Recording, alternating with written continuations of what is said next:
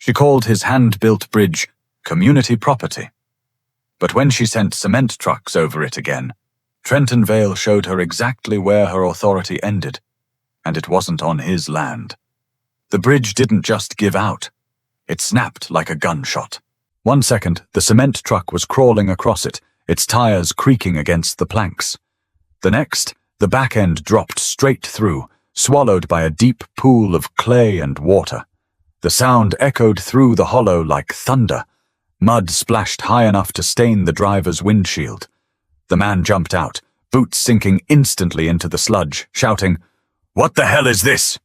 From his porch, Trenton Vale didn't move. He just watched. Arms crossed, face calm, the faintest trace of a smile tugging at his mouth. To anyone else it looked like a freak accident, but Trenton knew better. He'd spent the past week waiting for this exact moment. The truck driver tried gunning the engine, but the back tires only spun deeper. The smell of burnt rubber filled the morning air. Birds scattered from the trees, and the noise drew neighbors out onto their lawns. One woman covered her mouth. Another whispered, "That's Trenton's bridge." "Isn't it?" Judith Bramwell arrived within minutes. Her SUV screeched to a stop in front of Trenton's house. She stepped out with her clipboard, always with that clipboard, wearing her usual navy blazer, even in the heat. Her voice cut through the air like glass. "Mr. Vale! What on earth did you do?" Trenton didn't answer right away. He took a slow sip from his coffee mug, then walked down the steps, the wood creaking under his boots. "Funny," he said. "I was about to ask you the same thing." Judith's face flushed red. "This is private property damage. You'll be paying for this." Trenton's tone stayed even. "Private property? You mean mine?"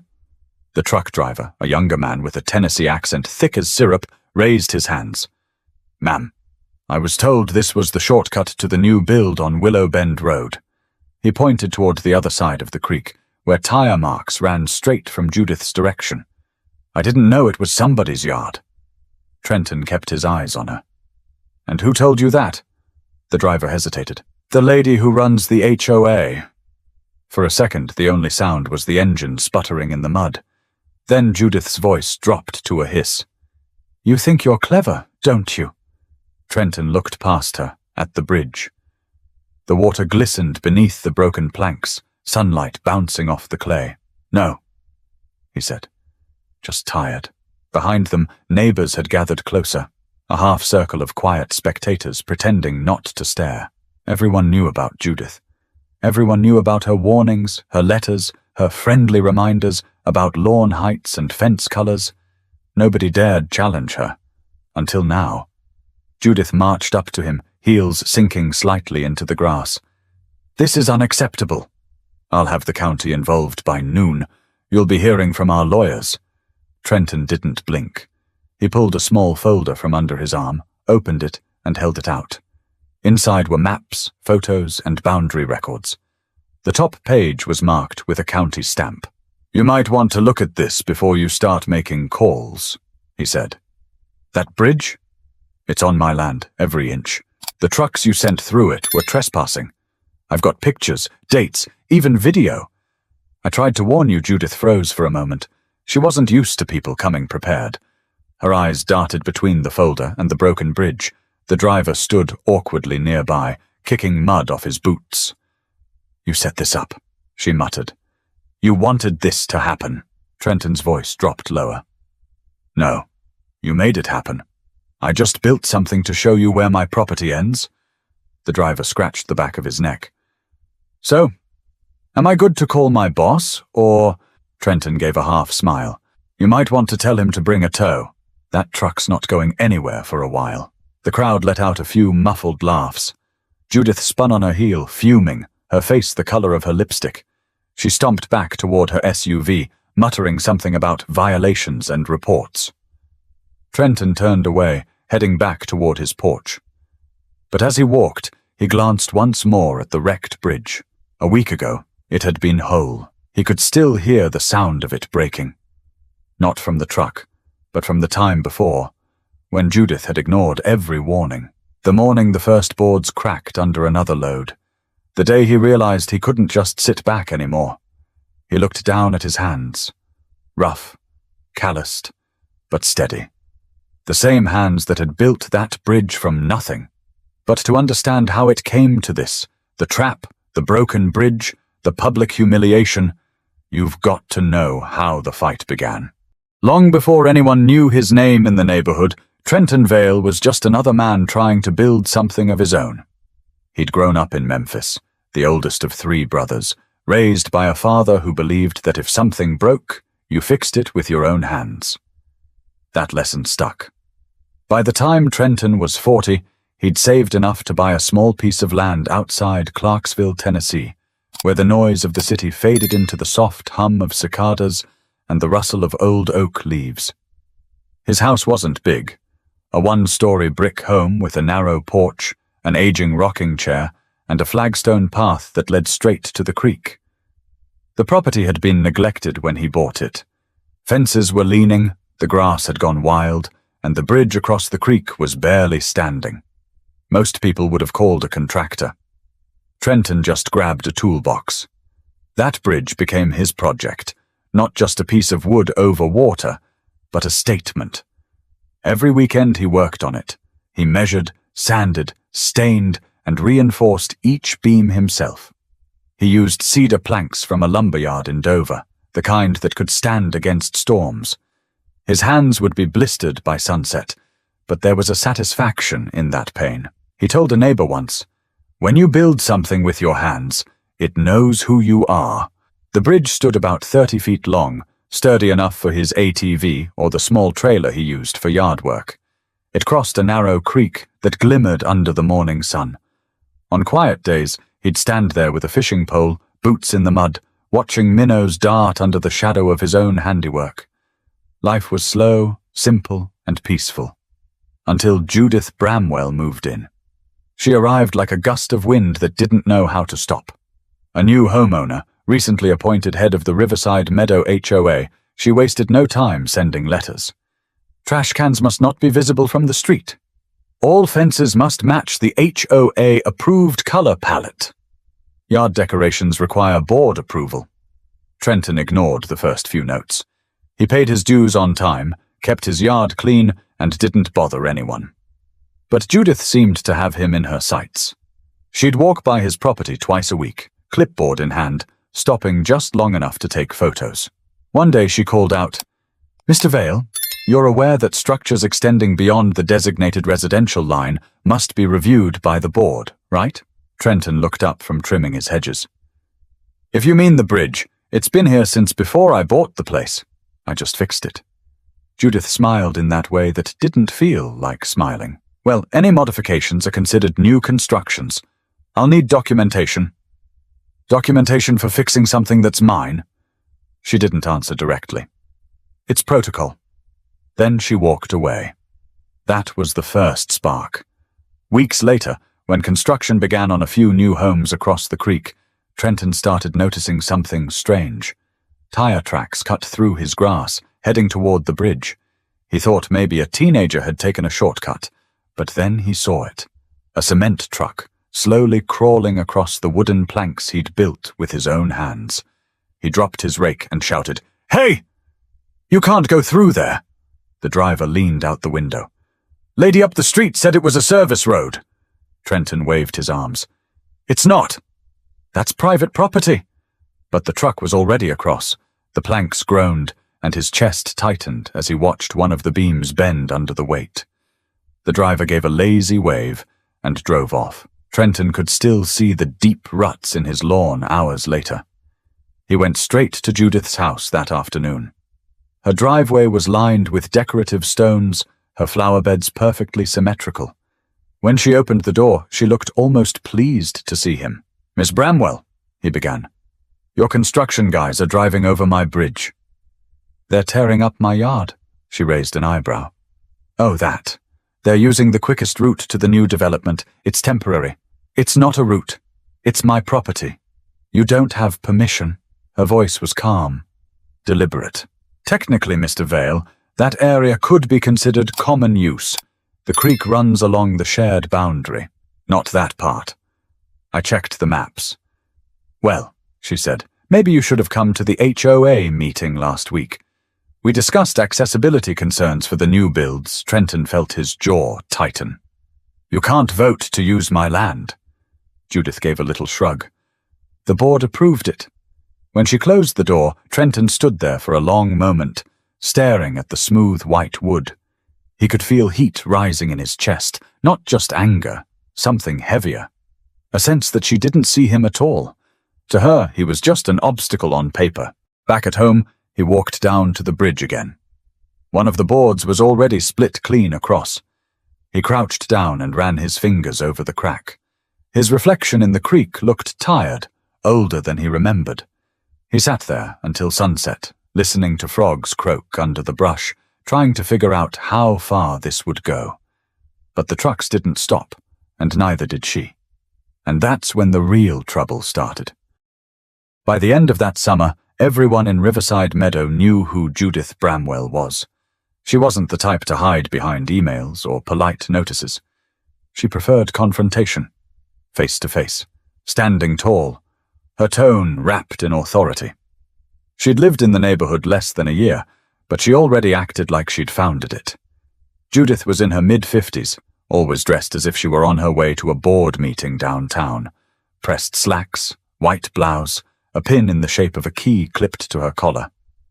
People said she'd once worked in real estate, but nobody knew for sure. What they did know was that once she became HOA president, she made herself impossible to ignore. She changed mailbox heights, banned wind chimes, even sent a written warning to a retired couple because their grandson left a basketball hoop out overnight. It was the kind of control that most neighbors tolerated, quietly, resentfully. Trenton, however, wasn't wired that way. The first time she came to his property uninvited was a Tuesday afternoon. Trenton had just finished patching a hole in his fence when he saw her walking up the driveway, clipboard ready, as usual.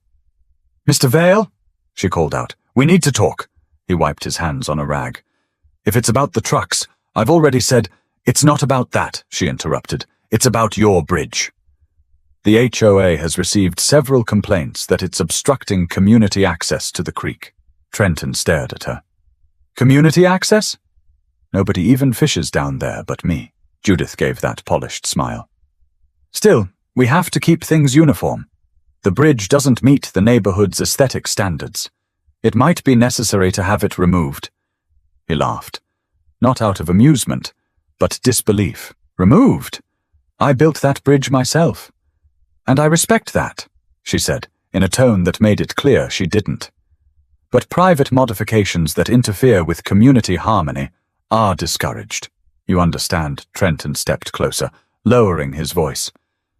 "Let me make something clear. That bridge sits on my property. It doesn't interfere with anyone's harmony but yours." She didn't blink. "Then I'll expect documentation proving that by the end of the week." And just like that, she turned and left, heels clicking against his driveway.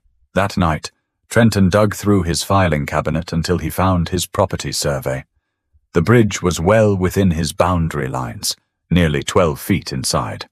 He took photos, printed copies, and even drove down to the Montgomery County Office of Property Assessment the next morning to get an official stamp. When he handed Judith the documents later that day, she looked unimpressed. "We'll have to review this with the board," she said, tucking the folder under her arm.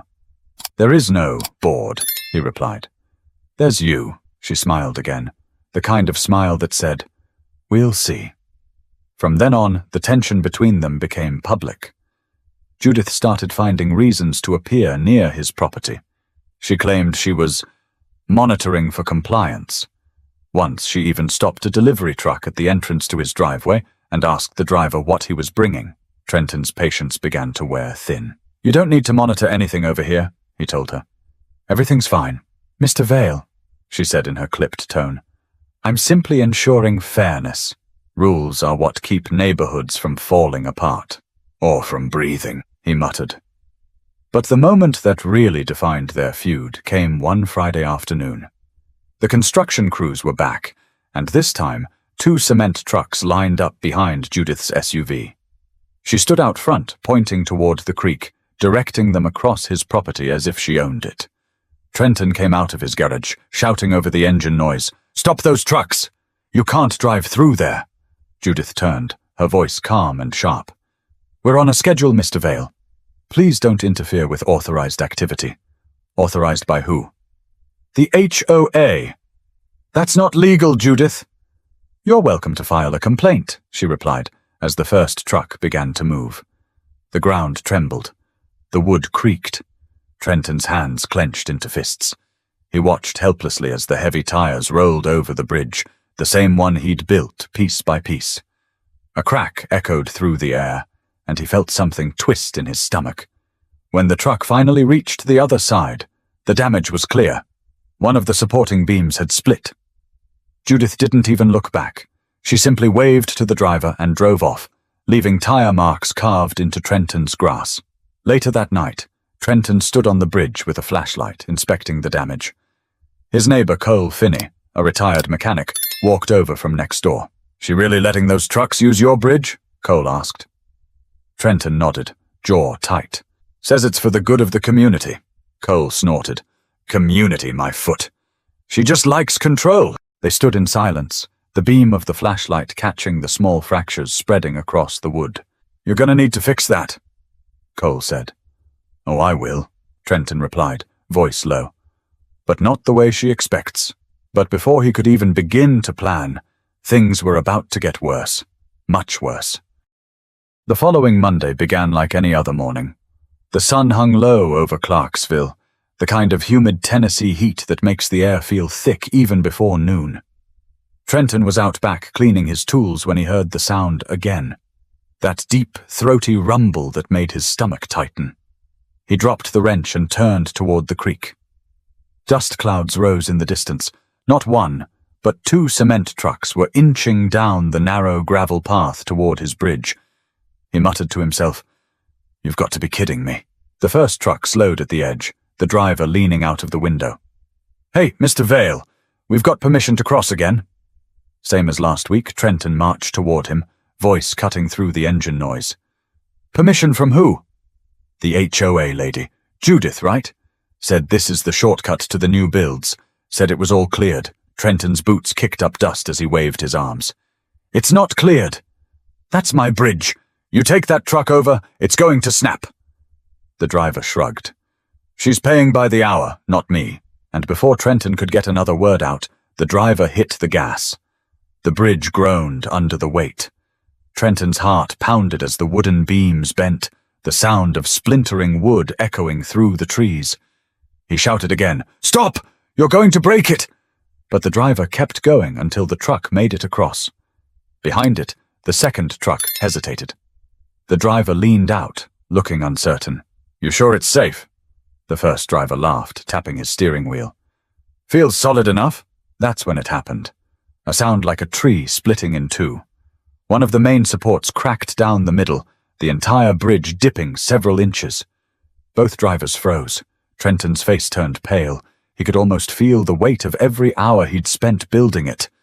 "Get that thing off!" he yelled, motioning frantically.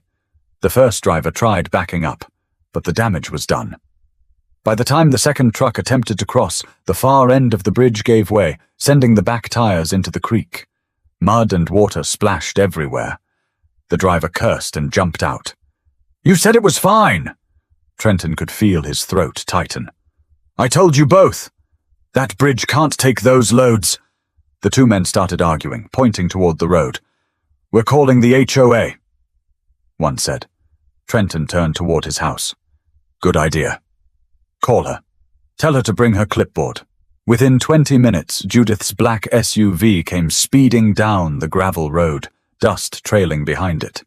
She stepped out, sunglasses on, expression unreadable. "What happened here?" she asked, scanning the scene. "What happened?" Trenton shot back.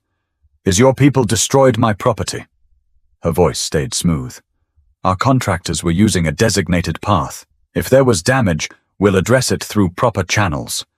"There are no proper channels," he snapped. "That's my land. You don't own it, the HOA doesn't own it, and I sure didn't give you permission." Judith sighed. "Mr. Vale, we can't have everyone doing whatever they please with communal areas.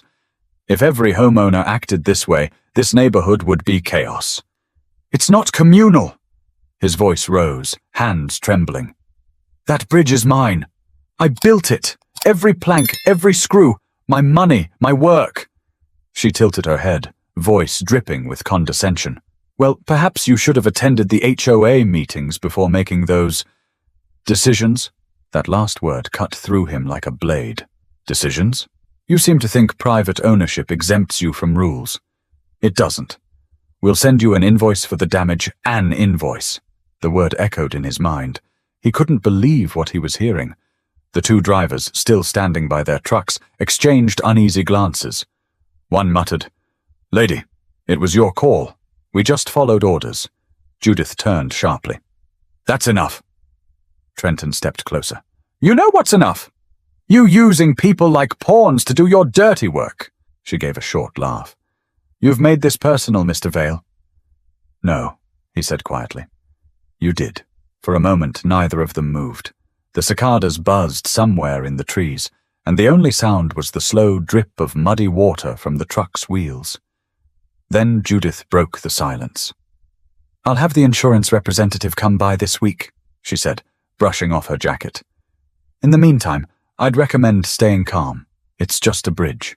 She walked back toward her SUV, but before she opened the door, Trenton said, "You ever build something with your own hands?"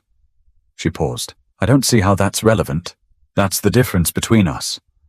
You see rules. I see work, sweat, time.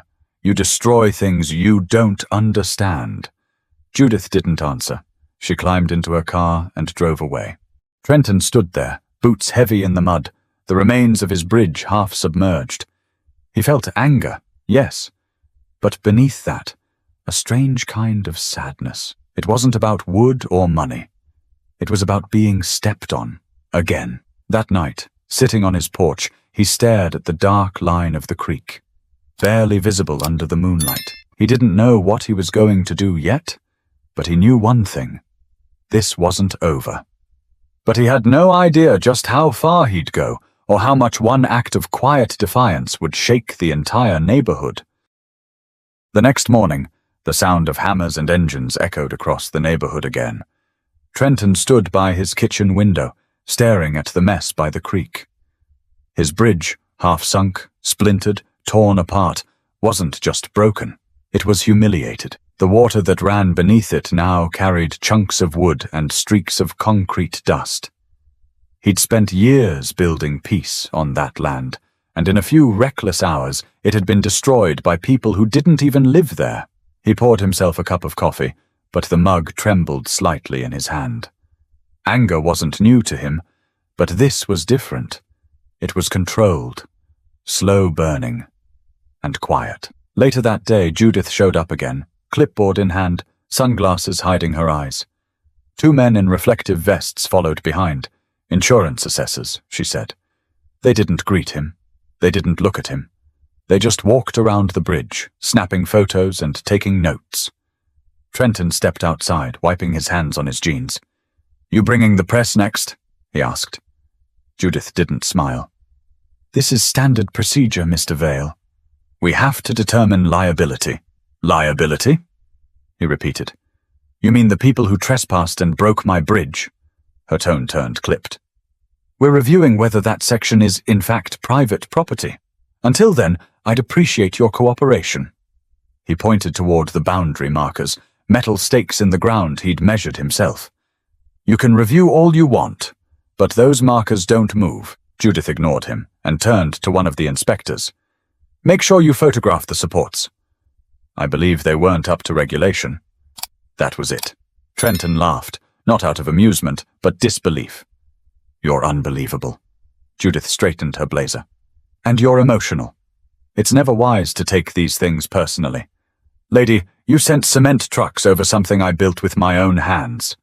You think that's not personal?" The inspectors glanced at each other, uncomfortable. Judith, of course, didn't flinch. "As I said, the board will handle it." When they finally left, Trenton stood in silence, his jaw locked tight. His neighbor, Cole Finney, appeared again at the fence line, cigarette in hand. "She's pushing you," Cole said. Trying to get you to lose it. Trenton looked at him, eyes hard. I'm not losing anything. I'm taking it back. Cole raised an eyebrow. Meaning? Trenton didn't answer right away.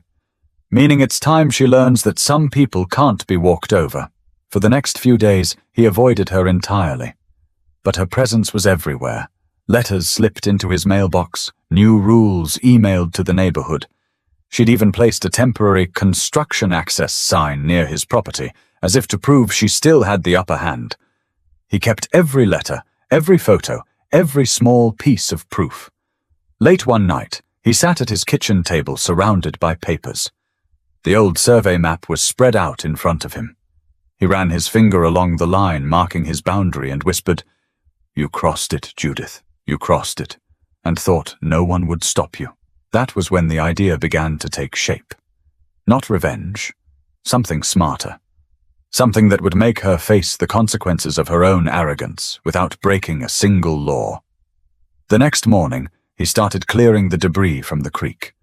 He worked for hours, hauling splintered planks and broken nails into piles. Sweat ran down his temples, but he kept going. When the last of the wreckage was gone, he stood over the creek, hands on his hips, eyes fixed on the empty space. That night, Judith sent another notice, a formal warning for damaging communal property. He read it, folded it neatly, and placed it beside his coffee mug. He didn't even bother replying. Instead, he went to work. He spent his evenings at the Home Depot in Hopkinsville, buying fresh lumber, bolts, and tools. The cashier, a young man named Evan, noticed him returning several times over the week. "You building something big?" Evan asked. Trenton smiled slightly. "You could say that."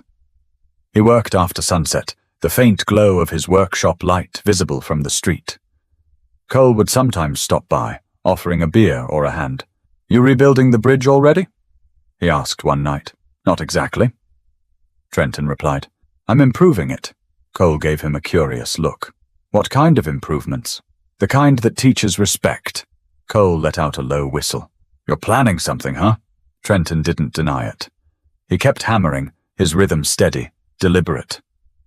When Judith passed by the next morning, she slowed her car to watch. "I hope you're following HOA standards this time," she called out. Trenton didn't look up. "Don't worry. Everything's by the book." She didn't realize which book he meant.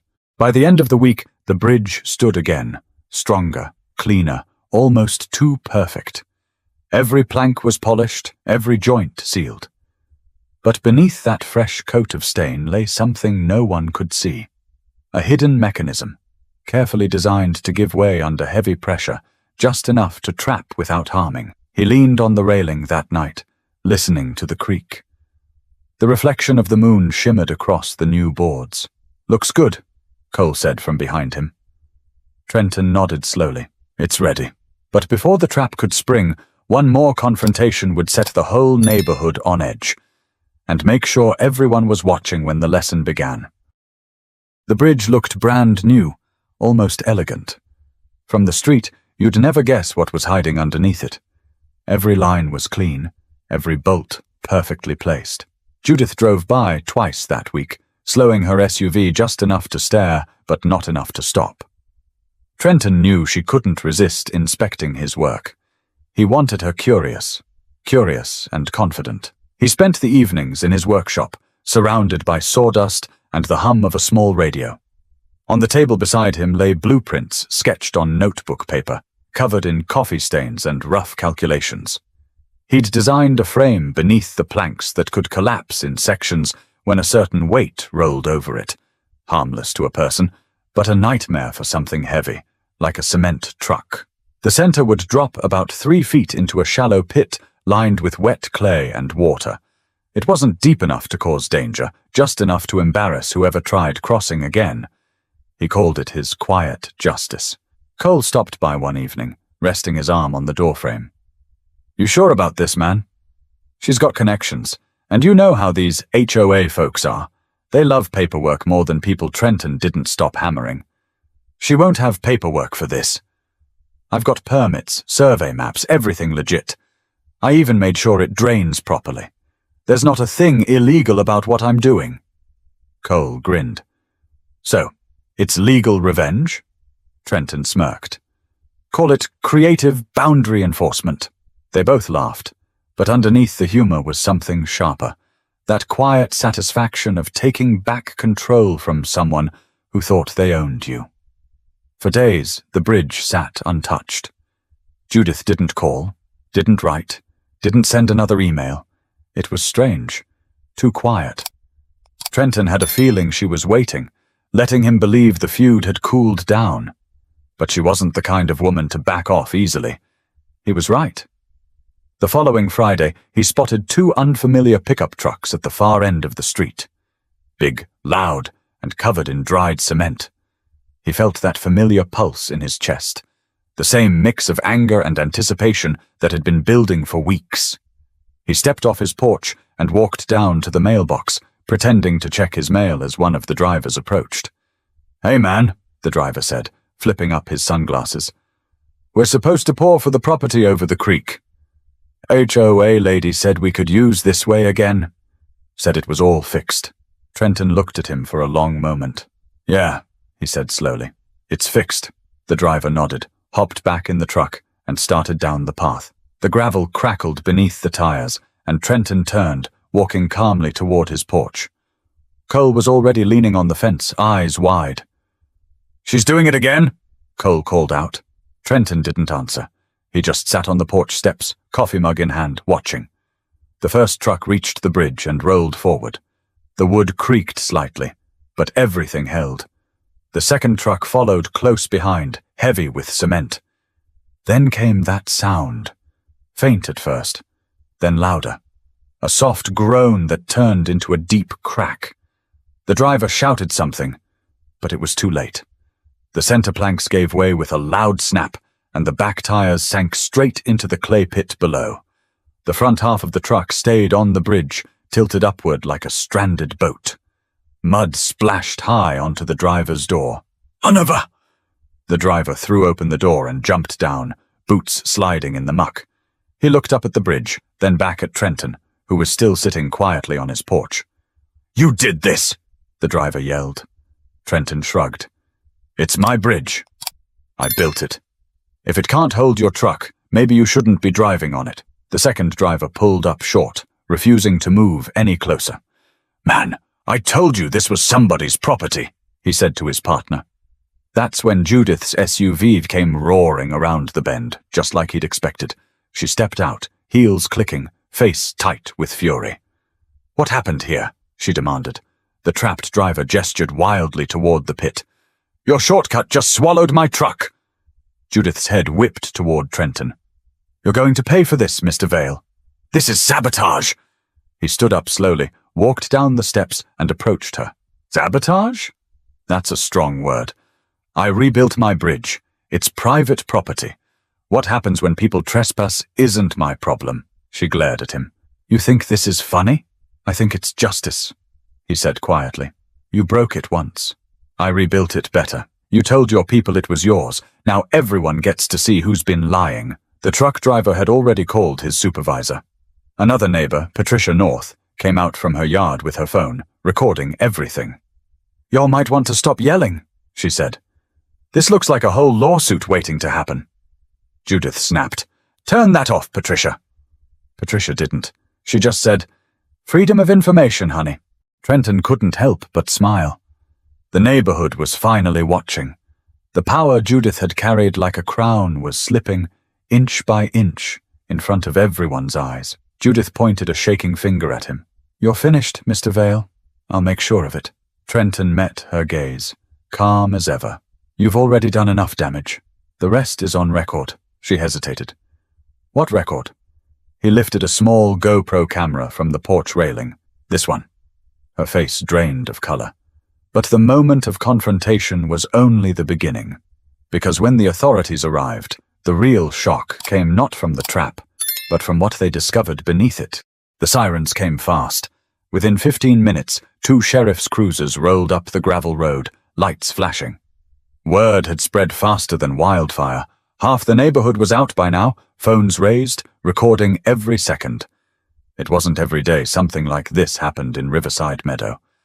Deputy Rick Hanley stepped out first, tall and broad, his hand resting on his belt. He took one look at the scene. A cement truck, nose up on a half-collapsed bridge. Mud everywhere.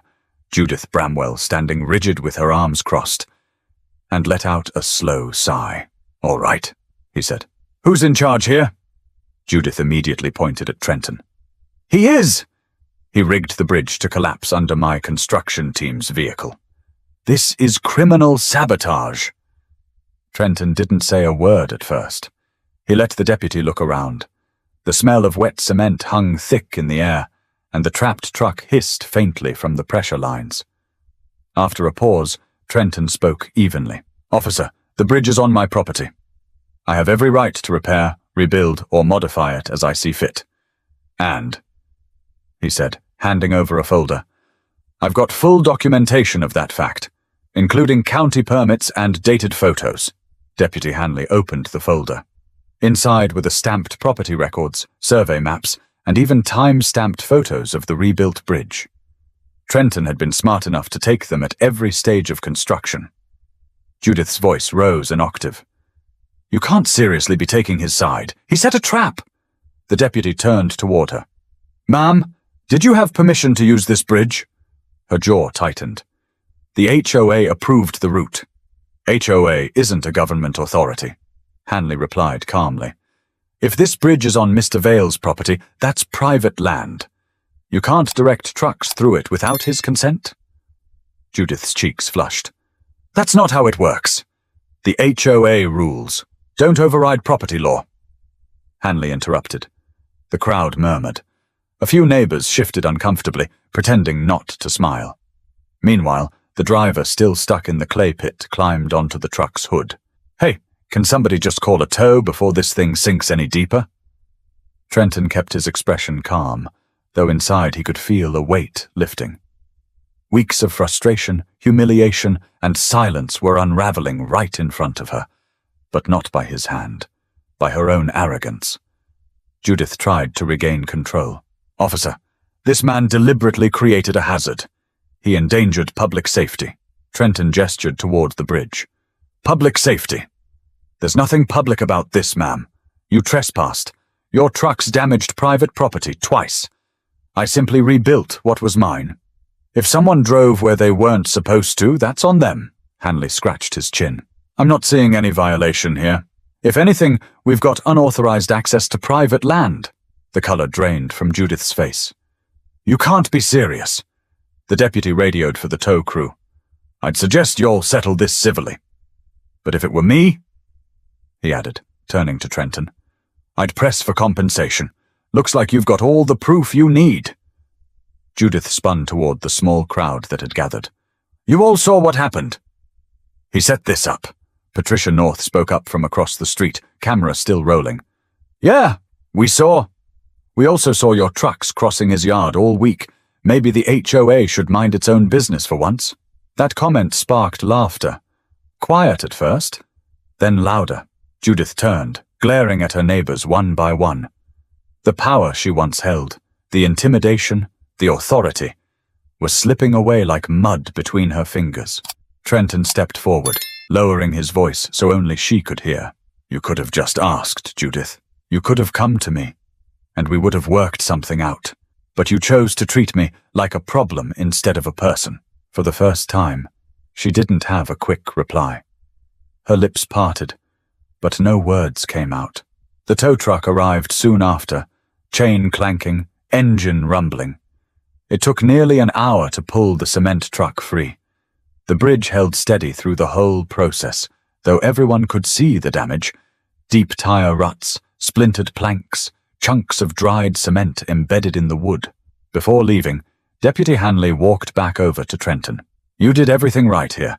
If she keeps bothering you, file a restraining complaint or get a lawyer involved. Folks like her don't quit until they're forced to." Trenton nodded. "Thanks, officer. I've got it from here." When the cruisers finally left, the crowd began to thin. A few neighbors walked over to him, offering quiet pats on the back or a simple nod of respect. Cole approached last, a grin tugging at the corner of his mouth. "Well, Cole said. I'd say that's a solid win. Trenton let out a breath, almost a laugh. More like a lesson, Cole smirked. You think she learned it? Not yet, Trenton said, but she will.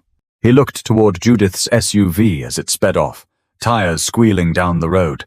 For all her anger and bluster, she'd seen what happened when someone pushed too far. The bridge might have been the battlefield, but what broke that day wasn't wood. It was control.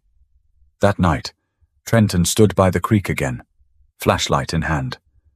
The moonlight shimmered over the surface, the water calm and still. He took a deep breath, the air thick with damp earth and quiet triumph. The neighborhood had watched him stand his ground without raising his voice or breaking a rule.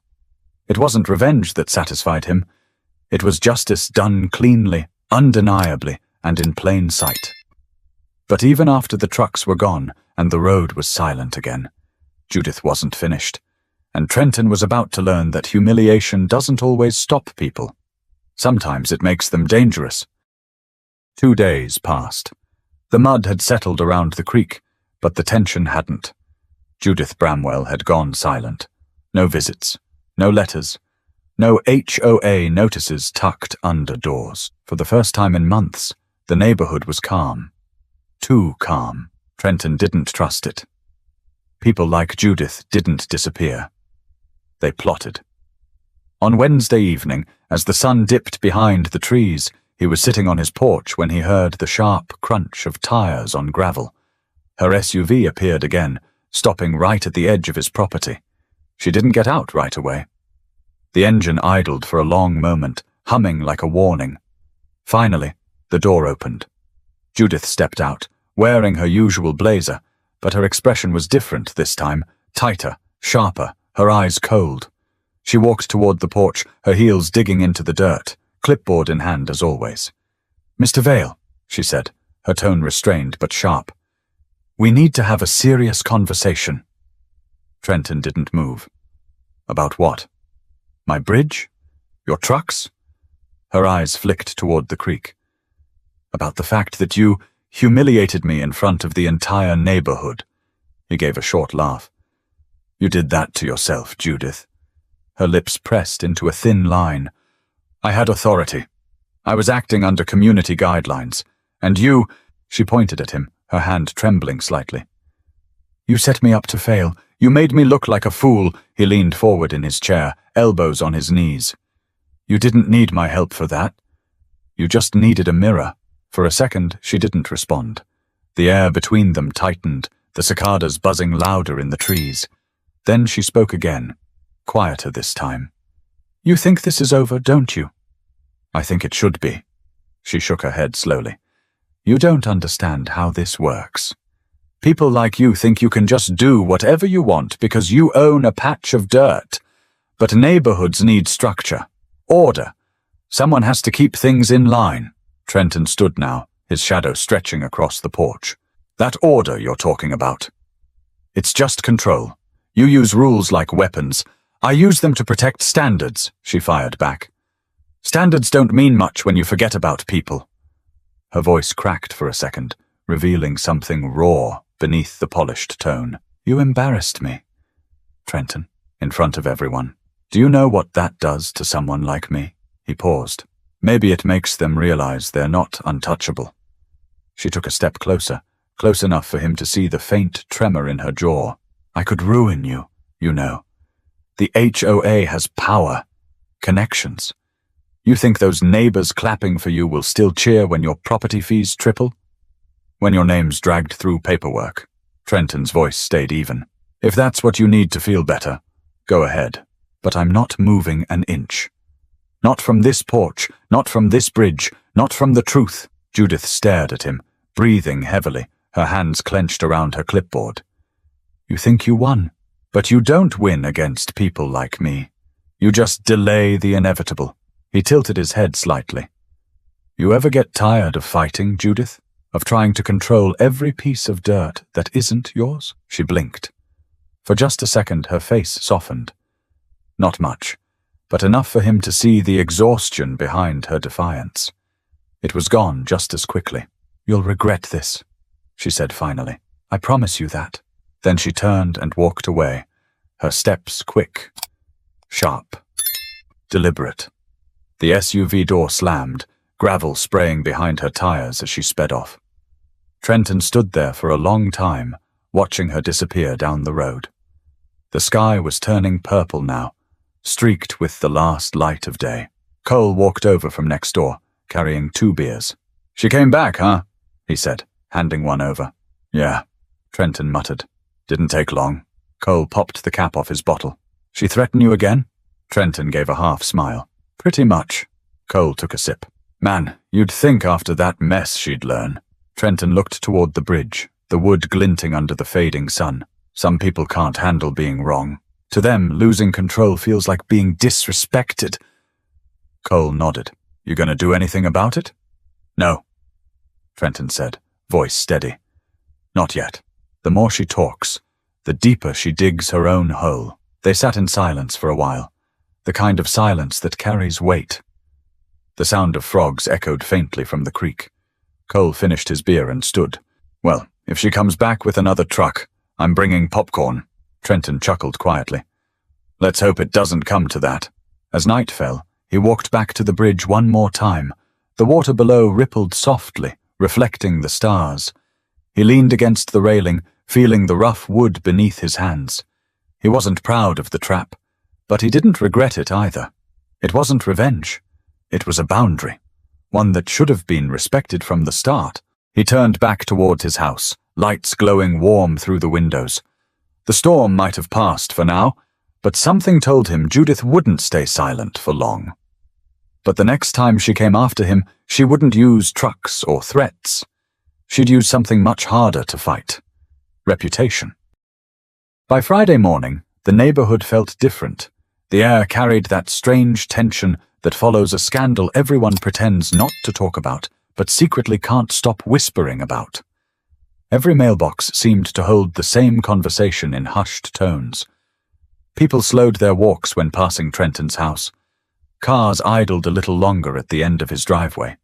He could feel the eyes, even if no one said a word. Judith Bramwell had gone quiet publicly, but Trenton soon realized silence didn't mean surrender. It meant strategy. That weekend, the HOA sent out an email to every homeowner in Riverside Meadow. The subject line read, "Community reminder, safety, cooperation, and compliance." The message didn't name him directly, but the wording left no doubt.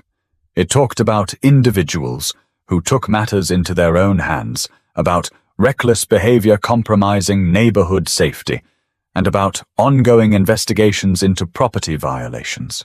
Trenton read it twice, then leaned back in his chair. "She's trying to paint me as a threat," he muttered. Cole called 10 minutes later. "You see that email?" "Yeah," Trenton said. "She's losing control and trying to save face."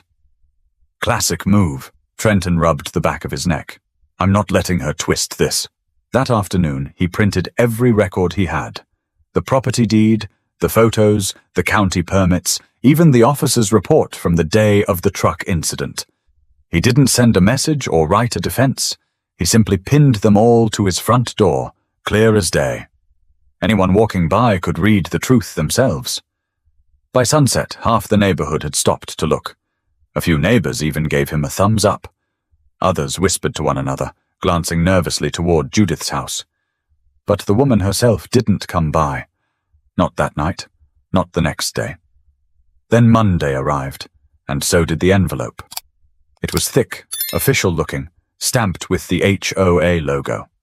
Inside was a formal notice of fines, nearly $4,800 for unauthorized modifications to shared property, endangering community contractors, and failure to comply with board directives. Trenton stood at his mailbox, staring at the number. A fine. Nearly $5,000 for fixing his own bridge. He let out a slow exhale and walked inside. Cole stopped by an hour later. "She actually fined you?" $4,800, Trenton said, holding up the paper. "She's out of her mind." Cole leaned against the counter. "You know what she's doing, right? She's hoping you'll lose your temper. The moment you do, she's got leverage. That's her whole game." Trenton nodded slowly. "Then I'll play mine." He didn't yell. He didn't post online or show up at her door. Instead, he made one phone call. To the county office. 2 days later, a county inspector arrived unannounced, walking the property line with a clipboard of his own. He checked the markers, reviewed the permits, took photos, and asked a few quiet questions. By the time he was done, his expression said everything. "You're clean, Mr. Vale. Bridges within your boundary. Paperwork's solid. She's got nothing." Trenton smiled faintly. "Appreciate it." The next HOA meeting was scheduled for that Thursday. It was open to homeowners, and Trenton hadn't attended one in years. Until now. He walked into the community hall just as Judith was speaking at the front, standing beside a projector that displayed slides of recent neighborhood concerns. When she noticed him, her voice faltered. The crowd turned. "Well?" Trenton said, his tone calm. "I figured I'd stop by since I seem to be one of those concerns." Judith's lips tightened. "Mr. Vale, this isn't the time." "No," he interrupted gently. "It's exactly the time." He walked closer, holding a folder. "Since everyone's been hearing half a story, I figured I'd share the rest." He opened the folder and began laying down papers on the table. His property deed, county inspection report, photos of the bridge, and the official police statement. Each page landed with a soft slap that echoed louder than any argument. "I tried reasoning," he said, looking straight at Judith. "I tried following your process. You ignored it, abused it, and cost me a bridge I built with my own hands. So I rebuilt it. By the law. And when your trucks trespassed again, I let the truth do the teaching." The room was silent except for the faint hum of the projector. One man in the back coughed awkwardly. Judith tried to speak. "You're twisting this into—" "I'm not twisting anything," Trenton said. "I'm done being quiet. You use this HOA to intimidate people who don't fit your mold, but the rules aren't weapons. They're supposed to protect us, not control us." A few heads nodded. Even the board members shifted uncomfortably in their chairs. One older woman finally spoke up. "He's right. She fined my son for having a shed that matched the house paint. This has gone too far." Judith's composure cracked for the first time. "This is slander." "No," Trenton replied softly. "This is accountability." He gathered his papers, tucking them neatly back into his folder. Then he looked around the room. "All I ever wanted was peace. But peace doesn't come from silence. It comes from boundaries." He turned and walked out, leaving a stunned audience behind. By the weekend, word had spread again, only this time, not against him. The HOA board called an emergency vote the next Monday. Judith Bramwell was asked to step down, pending internal review. Trenton didn't celebrate. He didn't gloat. He just went home, brewed a cup of coffee, and sat on his porch as the sun dipped low over the creek. The air felt lighter, the kind of quiet he hadn't known in months. Cole came by, hands in his pockets. "Looks like it's over." Trenton smiled faintly. Not over, just balanced again. But as the neighborhood settled into calm, there was still one more chapter to write. One final moment that would turn a small-town feud into a lasting lesson. The next few weeks rolled by quietly, like the world had finally exhaled. For the first time in months, the sound of trucks disappeared from the gravel road near the creek. The only noise Trenton heard now was the wind in the trees and the soft rustle of water under his bridge, standing proud and unbothered just as it should. Judith Bramwell hadn't been seen much since that HOA meeting. Her name still popped up in neighborhood conversations, whispered at mailboxes or during evening walks, but never with the same fear it once carried. She'd lost something deeper than her position, her grip on people. One late afternoon, Trenton was sitting on his porch when he spotted a familiar figure walking slowly down the street. Judith. No clipboard, no blazer this time. Just a plain grey sweater and jeans. Her hair was tied back, her steps uncertain. He thought she might just pass by. But she didn't. She stopped at the edge of his yard, hesitated, then walked toward him. "Mr. Vale," she said quietly. "Miss Bramwell." The silence that followed stretched thin. The air smelled like rain, Clouds had started to gather above them. "I came to apologize," she said finally. Her voice wasn't sharp anymore. It sounded tired. "I went too far." Trenton didn't say anything. He just watched her, trying to read her face. "I let the position get to me," she continued. "When I moved here, I wanted to keep things organized, make it look like the neighborhoods I used to work with. But somewhere along the way, I stopped seeing people as people." Her words hung there for a moment, fragile but honest. Trenton nodded slowly. "You don't have to explain it to me. Just don't do it again." Judith's lips pressed into a faint, shaky smile. "I won't." She took a deep breath. "The board voted to drop all the fines. I made sure of that before I stepped down." "That's good to hear." She turned to leave, but paused halfway down the path. "For what it's worth, you were right about one thing. Control isn't the same as order. I just didn't see it until I lost it." Trenton leaned back in his chair, eyes softening. Sometimes it takes breaking something to understand how strong it really was. Judith gave a quiet nod, then walked back toward the road. She didn't look back. When she was gone, Cole appeared again from next door, holding 2 mugs of coffee this time. "Was that who I think it was?" he asked. Trenton smiled faintly. "Yeah, she came to make peace." Cole handed him a mug and sat down. "Never thought I'd see the day." "Me neither," Trenton said, looking toward the bridge. The wood glistened slightly under the growing drizzle. "But I'm glad she did." They sat there for a while, listening to the rain tapping the porch roof. It wasn't much of a storm, just one of those soft southern rains that washes dust from the air and cools the earth. It felt right. After a while, Cole broke the silence. "You ever regret setting that trap?" Trenton thought for a moment before answering. "No. Not because it embarrassed her, but because it showed everyone that standing your ground doesn't mean shouting or fighting. Sometimes it means proving your point quietly and letting the truth do the rest." Cole grinned. "You ought to write that down. Put it on a sign or something." Trenton chuckled. "Nah, the bridge says it better." The rain picked up slightly, tapping against the wooden railing. Across the creek, the muddy pit had long since dried up, covered now with grass and small wildflowers. Nature, it seemed, had moved on too. By nightfall, the sky cleared, leaving a deep Tennessee blue scattered with stars. Trenton stood by the bridge one last time that evening, the sound of water steady beneath him. He ran a hand along the railing, feeling the strength of it, not just in the wood, but in what it stood for. He whispered to himself, "Boundaries aren't walls, they're lines of respect. You don't draw them to keep people out. You draw them to remind people where they shouldn't cross." In the distance, a porch light flicked off. The neighborhood, for once, was at peace. Trenton turned and headed inside, the screen door creaking softly behind him. On the table sat the same folder that had started it all: property maps, photos, permits. He didn't need them anymore.